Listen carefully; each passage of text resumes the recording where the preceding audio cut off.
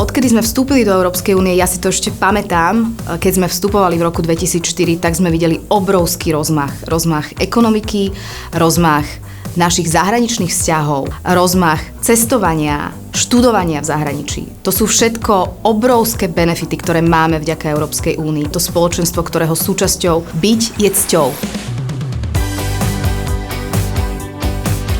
Podľa môjho názoru je extrémne dôležité, aby sme ako Európska únia zostali veľmi jasne na strane vymáhania našich zákonov a najmä čo sa týka digitálneho sveta. Mladí ľudia nie sú ani horší, ani lepší, ani radikálnejší ako iní, ale dnes sa stretávajú so silou, ktorej v takejto miere nemusela čeliť žiadna iná generácia predtým. A tou je online svet. Vidíme, ako veľmi ten digitálny svet vplýva na každú oblasť nášho života. Či sú to voľby, či je to stav demokracie, alebo je to aj duševné zdravie mladých ľudí, čo je jednou z mojich prioritných tém. Všetci, ktorým nám záleží na zdraví našich detí, vieme, že musíme konať. A musíme reagovať na zásadné zmeny, v ktorých naše deti vyrastajú. Ak necháme najmä mladých ľudí na pospas sociálnym sieťam, internetu ako takému, tak im ubližujeme a ubližujeme tak vlastne aj celej spoločnosti, lebo naše deti totiž nie sú budúci zákazníci.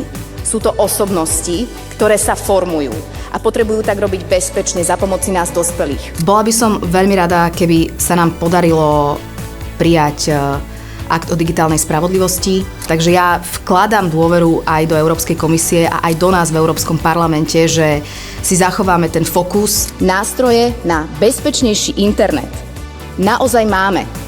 Tak ich využíme. Verím, že o niekoľko rokov už naozaj bude vojna na Ukrajine minulosťou a že Ukrajina bude na ceste k svojej prosperujúcej budúcnosti ako súčasť Európskej únie za našej aktívnej pomoci, za aktívnej pomoci nielen Renew Europe, ale celej Európskej 27.